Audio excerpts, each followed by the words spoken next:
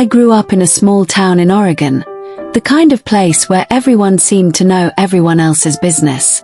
Or at least, that's what I thought. Our family looked normal from the outside.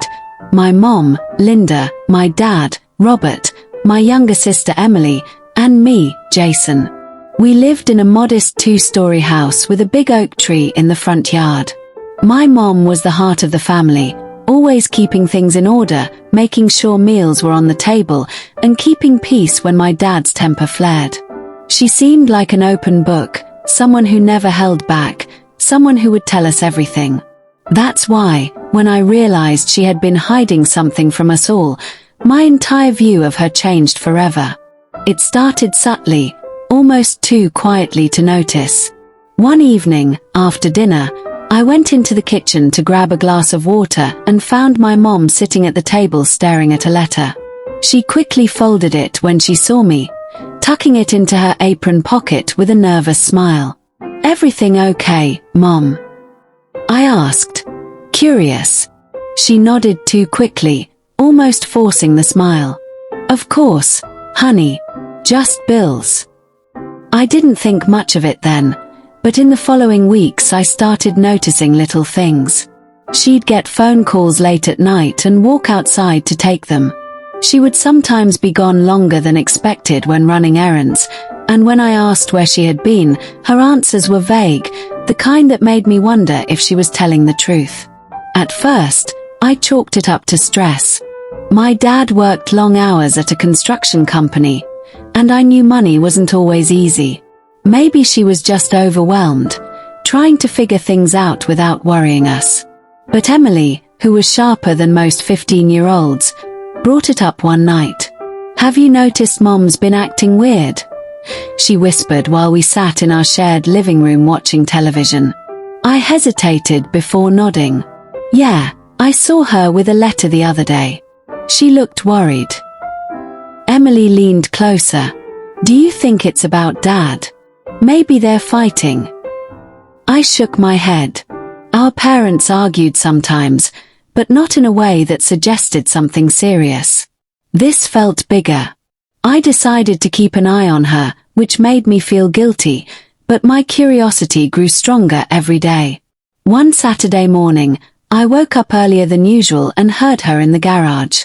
She never spent time there, so I crept down quietly and peeked through the door.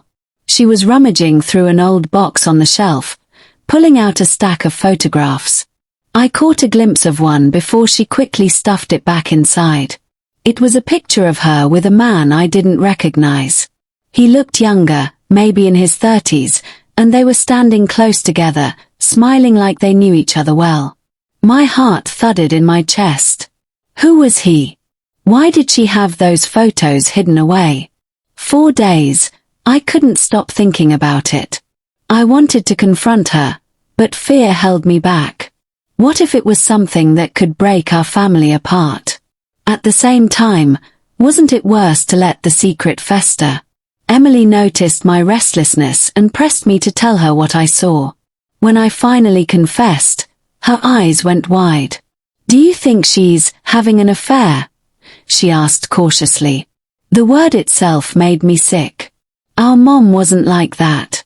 She was too devoted, too loving. But why the secrecy, the letters, the late-night phone calls, the hidden photos? One evening, fate handed me an answer I wasn't prepared for. My mom left her purse on the counter while she cooked dinner. The phone inside buzzed, and before I could stop myself, I looked at the screen. A text message read, "Can't wait to see you tomorrow. We need to talk about the next step."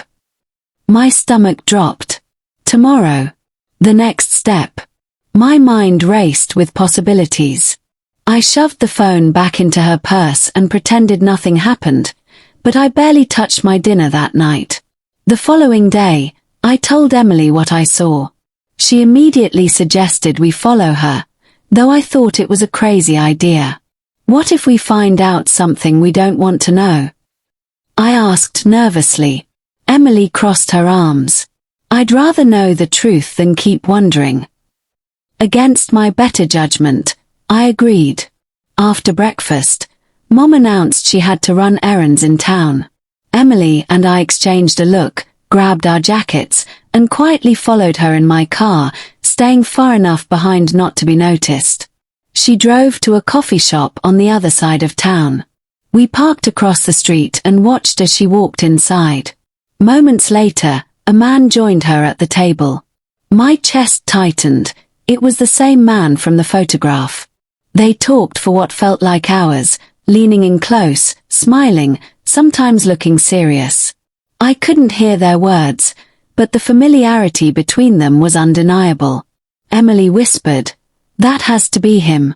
"Who is he, Jason?" I didn't have an answer, but I knew we couldn't just sit in the dark any longer.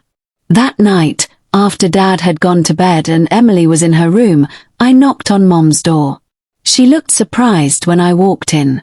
"Can we talk?" I asked carefully. She set down the book she was pretending to read and nodded.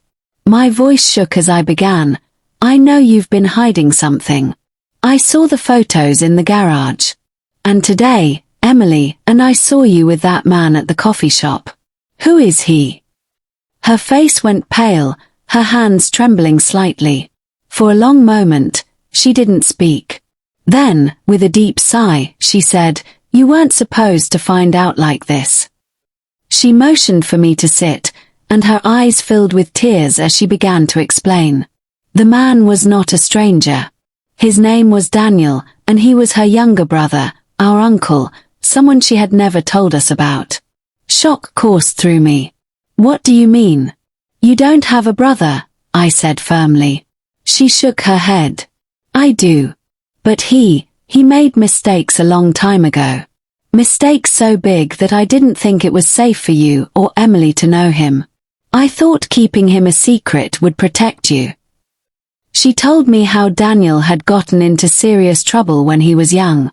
He'd been involved with the wrong people, made choices that led to prison time. My grandparents had cut ties with him, and when she married Dad, she decided it was best to leave that part of her life behind. But recently, Daniel had been released and reached out, desperate to rebuild his life and reconnect with his family. Mom had been meeting with him secretly, afraid of how Dad or we might react. I sat there stunned. All this time, I thought she was betraying us, when in reality, she was trying to figure out how to balance her past with our present. "Why didn't you just tell us?" I asked, my voice softer now. She wiped her eyes. "Because I was ashamed. I didn't want you to look at me differently. I didn't want your father to forbid me from seeing him."